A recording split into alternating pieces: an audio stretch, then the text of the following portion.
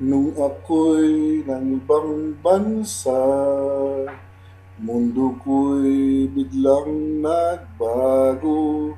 Akala ko'y nakaginto, yung pala'y sakit ng ulo. Sabi nila noon sa akin, magandang pupuntahan ko. Naniwala naman ako, yung pala'y hindi totoo. Di nyo lang alam na dahil sa migrante, ako'y di na nangangamba, di na rin natatakot.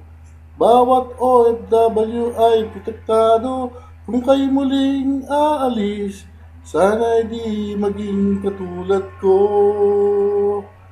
Tulad ko na biktima ng agency'ng bato.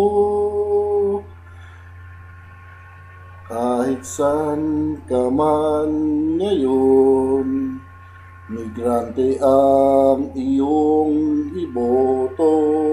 Siguradong ika'y matutulungan pagdating sa Kongreso. Di nyo lang alam na dahil sa migrante, ako'y di na nangangamba, di na rin natatakot.